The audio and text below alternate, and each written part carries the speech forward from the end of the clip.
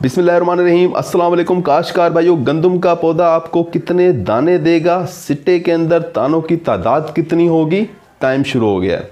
इस वक्त जब आपकी फसल गोब की हालत से निकल चुकी है, सिट्टा बाहर निकल चुका है, तो इसके बाद एक बहुत ही अहम मरहला शुरू होता है गंदम के पौधे के अंदर, जिसे पोलिनेशन का अमल कहा जाता है। ये बहुत ही निहायत ही अहम होता है। इसके अंदर क्या होता है कि नर और मादा जो है वो आपस में मिलाप करते हैं, और जितना ज़्यादा मिलाप होता है, जितना कामयाबी के साथ मिलाप होता है, उतने ही ज़्यादा दाने बनते हैं।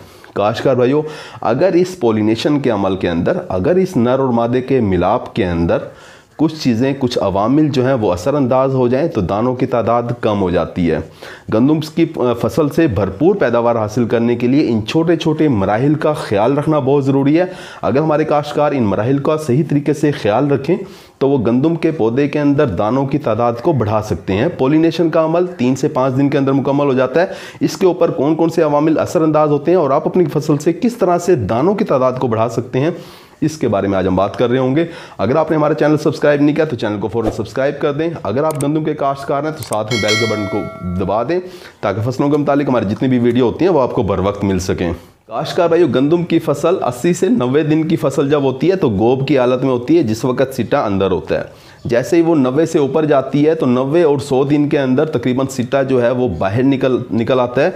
और जैसे ही सिट्टा बाहर निकलता है तो इसके अंदर एक पोलिनेशन का अमल, एक बहुत ही अहम अमल जिसे पोलिनेशन का अमल कहा जाता है, वो शुरू हो जाता है। इस अमल में क्या होता है कि नर और मादे का आपस में मिलाप होता है, और जितने ज़्यादा मिलाप होता है, जितने ज़्यादा कामयाबी के साथ मिलाप होता है, उतने ज़्यादा दाने बनते हैं। काश्तकार भाई, ये जो मिलाप का जो अमल है, पोलिनेशन का जो अमल है, ये 3 से 5 दिन तक जारी रहता है। क्योंकि गंदम की फसल के अंदर सारे सिट्टे एक ही वक्त में नहीं निकल रहे होते, कुछ सिट्टे पहले निकलते हैं, कुछ बाद में निकलते हैं। तो यूँ समझ लें कि जो 15 दिन होते हैं गोब की हालत से निकलने के बाद, यानी 90 दिन की फसल के बाद जो अगले 15 दिन हैं वो बहुत ही अहम होते हैं। क्योंकि इसके अंदर, इन्हीं 15 दिन के अंदर ये तयन होता है कि किसी काश्तकार को कितने दाने मिलेंगे, कितने नंबर ऑफ ग्रेन्स, यानी दानों की तादाद का तयन, दानों की तादाद का फैसला इन्हीं 15 दिन के अंदर होता है। ये 15 दिन बहुत अहम है। इन 15 दिन में आप अपनी फसल से किस तरह से पैदावार बढ़ा रहे होंगे, इसके बारे में आज हम बात कर रहे होंगे। किस तरह से आप अपने दानों की तादाद को बढ़ा रहे होंगे। काश्तकार भाइयों, इस पोलिनेशन के अमल के ऊपर 2 चीज़ें बहुत ज़्यादा असरअंदाज होती हैं। एक है दर्जा हरारत, यानी कि गर्मी की शिद्दत, और दूसरा है पानी की कमी या ज़्यादती। काश्तकार भाइयों, अगर दर्जा हरारत जो है वो नॉर्मल रहे, यानी कि 15 डिग्री सेंटीग्रेड से 24 डिग्री सेंटीग्रेड के दरमियान में रहे, तो पोलिनेशन का अमल बेहतरीन तरीके से होता है। भरपूर तरीके से आपको दाने मिलते हैं, ज़बरदस्त तरीके से नर और मादा का मिलाप होता है, और आपको दानों की तादाद बेहतरीन मिलती है, भरपूर मिलती है। काश्तकार भाइयों, अगर इससे दर्जा हरारत ज़्यादा हो जाए, यानी 24 डिग्री सेंटीग्रेड से ज़्यादा दर्जा हरारत हो जाए, तो पैदावार में कमी आना शुरू हो जाती है। तजर्बात हुए हैं कि अगर 34 डिग्री सेंटीग्रेड दर्जा हरारत हो जाए इन 15 दिन के अंदर, अगर 34 डिग्री सेंटीग्रेड दर्जा हरारत हो जाए दिन का, तो पोलिनेशन का अमल बहुत मुतासर होता है। 30 से 35% तक पैदावार मुतासर होती है। 30 से 35% तक दानों की तादाद मुतासर होती है, यानी कि दानों की तादाद 30 से 35% कम बनती है। काश भाई, ये जो वीडियो हम बना रहे हैं ये दानों की तादाद के ऊपर है, यानी कि इन 15 दिन के अंदर आप किस तरह से दानों की तादाद को बढ़ा सकते हैं, दानों के अंदर वजन को किस तरह से बढ़ाया जा सकता है, वो अगले 15 दिन होंगे, उसके बारे में अलग से हम वीडियो बना रहे होंगे। काश्तकार भाइयों, 30 से 35% दानों की तादाद कम बनती है, यानी कि 30 से 35% मिलाप नर और मादा का कम होता है अगर टेम्परेचर 34 डिग्री सेंटीग्रेड तक हो जाए। काश्तकार भाइयों, साइंसदान ये कहते हैं कि 24 डिग्री सेंटीग्रेड से अगर 1 डिग्री सेंटीग्रेड दर्जा हरारत ज़्यादा हो जाए तो 5 से 6% गंदम की पैदावार मुतासर होती है। काश्तकार भाइयों, इसी तरह से अगर इस स्टेज के ऊपर इन 15 दिन के अंदर, यानी कि 90 से 105 दिन की फसल के अंदर अगर पानी की कमी हो जाए, अगर सोका लग जाए आपकी फसल को, तो गंदम की पोलिनेशन का अमल जो है वो मुतासर होता है, उससे भी पैदावार जो है वो कम हो रही होती है।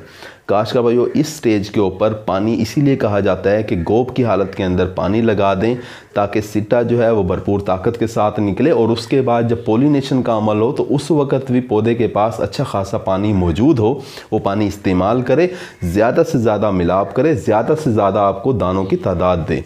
काश्तकार भाइयों, अब आप इस दर्जा हरारत को किस तरीके से कम कर सकते हैं, क्योंकि आजकल आप देख रहे होंगे कि दर्जा हरारत जो है वो 27, 28, 29 डिग्री सेंटीग्रेड तक पहुंच चुका है। अब इस दर्जा हरारत को इस गर्मी की शिद्दत को आप किस तरीके से कम कर सकते हैं, वो आप पानी लगा के कम कर सकते हैं। अगर आप अपने खेत को बर वक्त पानी देते हैं, आबपाशी आप वक्त पे कर देते हैं, तो उससे क्या होगा कि बाहर का टेम्परेचर तो ठीक है 28-29 डिग्री सेंटीग्रेड ही रहेगा, लेकिन आपके पौधे के अंदर जो टेम्परेचर है, यानी कि जो फ्लैग लीफ के अंदर जो टेम्परेचर है, यानी कि जो सिट्टे के अंदर जो टेम्परेचर है, वो कम हो जाएगा। जैसे ही वो कम होगा तो वो अपनी फोटोसिंथेसिस, खुराक बनाने का अमल बड़े अच्छे तरीके से पौधा करेगा और आपको जो है वो पोलिनेशन के अंदर दानों की तादाद में इजाफा करके देगा। उसके बाद आपको दानों के वज़न के अंदर भी इजाफा करके देगा। काश्तकार भाइयों, इसीलिए कहा जाता है कि अगर आप गोब की हालत के अंदर, यानी जब 80 से 85 दिन की फसल है, उस वक्त अगर आप बोरान का इस्तेमाल करते हैं, तो बोरान क्योंकि पोलिनेशन के अमल को बड़े अच्छे तरीके से मुकम्मल कर रहा होता है, तो बोरान का स्प्रे करने से, जैसे ही गोब की हालत में स्प्रे करते हैं, तो उसके बाद जब उसकी पोलिनेशन का अमल शुरू होता है, सिट्टा बाहर निकलता है, तो उसके बाद वो अमल बड़े अच्छे तरीके से मुकम्मल होता है, यानी कि आपको दानों की तादाद ज़्यादा मिल रही होती है। काश्तकार भाइयों, इसीलिए कहा जाता है कि गोब की हालत के अंदर पोटाशियम का स्प्रे भी कर दें, यानी कि पोटाश का स्प्रे भी कर दें। जैसे ही आप गोब की हालत में पोटाश का स्प्रे करते हैं, तो उसके बाद क्योंकि सिट्टे के अंदर दाने बनने का अमल शुरू होना होता है, तो दाने के अंदर सोका नहीं आना चाहिए, सिट्टे के अंदर सोका नहीं आना चाहिए। उस सोके से बचने के लिए जब आप पोटाश का अमल करते हैं, तो आप अगर पानी 2-4 दिन लेट भी लगाते हैं, तो पोटाश ये काम करता है कि पौधे के अंदर, सिट्टे के अंदर सोका नहीं आने देता, सोक नहीं आने देता, यानी कि पानी की कमी के असरात को नहीं आने देता, जिससे क्या होता है कि पोलिनेशन का अमल बड़े अच्छे तरीके से हो रहा होता है और आपको दानों की तादाद ज़्यादा मिल रही होती है। काश्तकार भाई, उम्मीद है कि आपको वीडियो समझ आ गई होगी।